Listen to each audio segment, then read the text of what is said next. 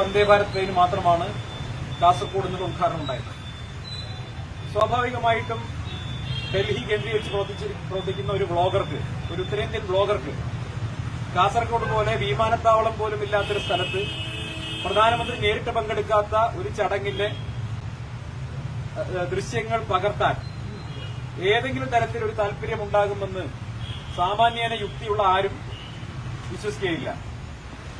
ഞാൻ മനസ്സിലാക്കുന്നിടത്തോളം ജ്യോതി മൽഹോത്ര എന്ന് പറയുന്ന പാകിസ്ഥാന് വേണ്ടി ചാരപ്പണിയെടുത്ത ചാരവനിത, അവർ പെയ്ഡായിട്ട് ഇത്തരം പ്രൊമോഷൻസ് ചെയ്തിരുന്ന ഒരു യൂട്യൂബറാണ്.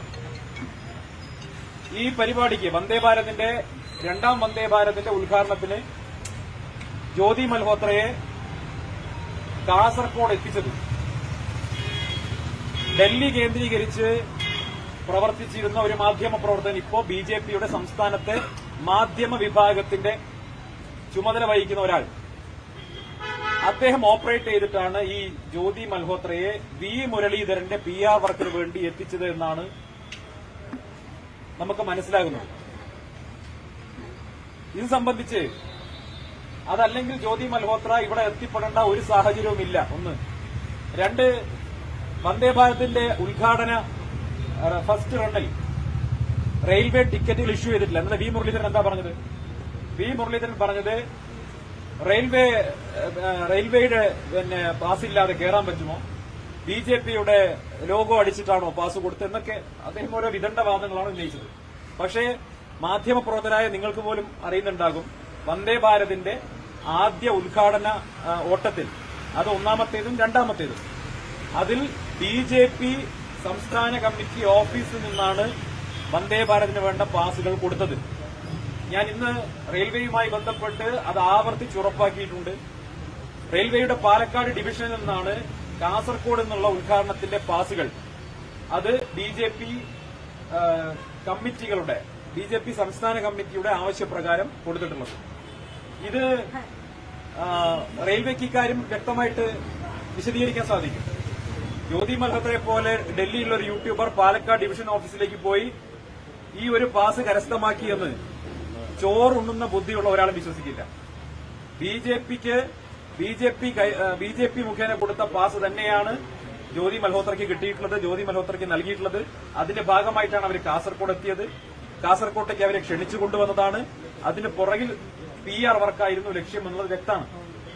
ശ്രീ വി മുരളീധരന്റെ ഭാര്യയുടെ പേരിലുള്ള NGOയുമായി ബന്ധപ്പെട്ട് അവരുടെ ബാങ്ക് ട്രാൻസാക്ഷനുകളൊക്കെ പരിശോധനയ്ക്ക് വിധേയമാക്കാൻ വി മുരളീധരൻ തയ്യാറുണ്ടോ?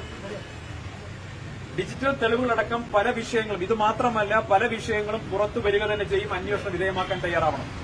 ഇത് സംബന്ധിച്ച് നേരത്തെ കേന്ദ്ര അന്വേഷണ ഏജൻസികൾക്ക് പൊതുപ്രവർത്തകർ നൽകിയ പരാതികളിലൊന്നും തന്നെ വേണ്ടത്ര നടപടിയുണ്ടായിട്ടില്ല.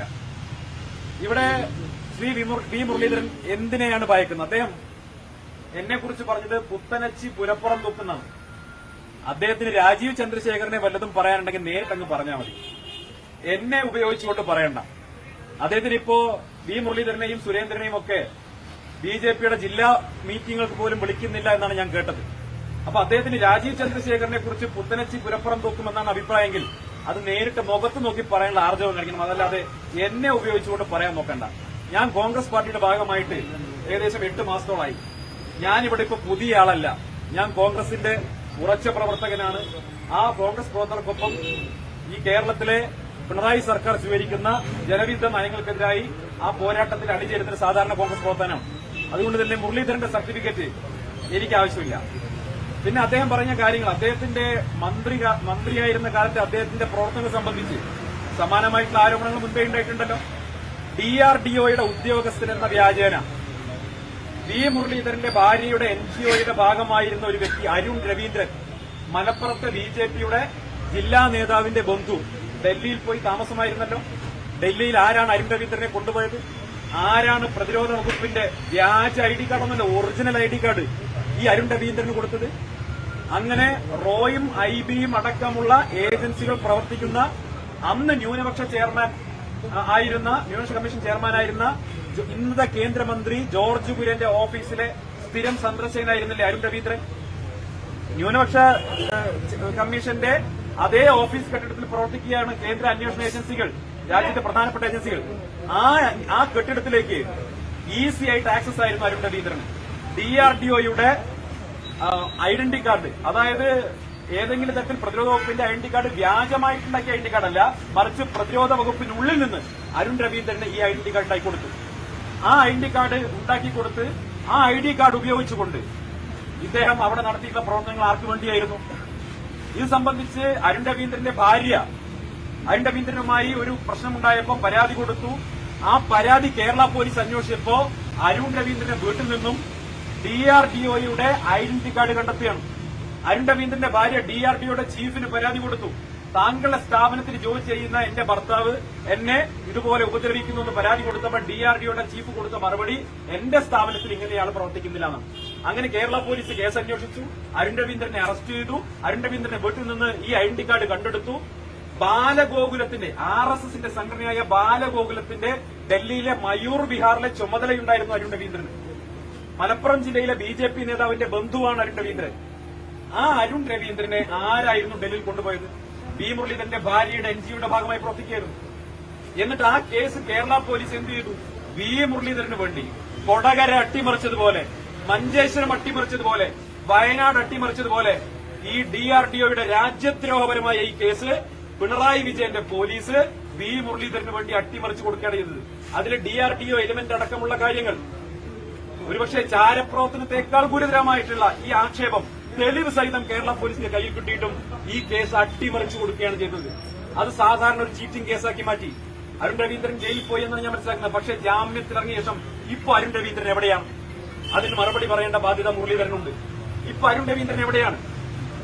സാധാരണ രാജ്യദ്രോഹ കേസുകളിൽ നമുക്കറിയാം, നേരത്തെ ഒരു ബോംബ് സ്ഫോടന കേസിൽ ബന്ധമുണ്ടായിരുന്ന മലയാളിയായിട്ടുള്ള RSS പ്രചാരകനെ കാണാതാക്കിയതുപോലെ അരുൺ രവീന്ദ്രനെയും നിങ്ങൾ കാണാതാക്കിയോ?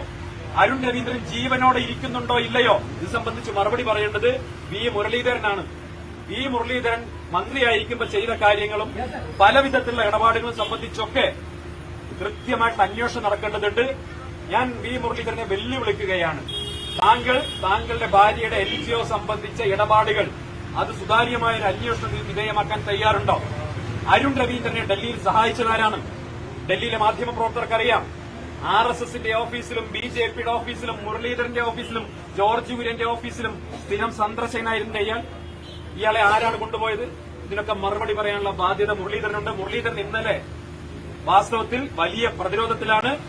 മുരളീധരൻ മന്ത്രിയായിരിക്കുമ്പോൾ ചെയ്ത ഇടപാടുകൾ സംബന്ധിച്ച് കൃത്യമായിട്ട് അന്വേഷണം നടക്കേണ്ടതുണ്ട്.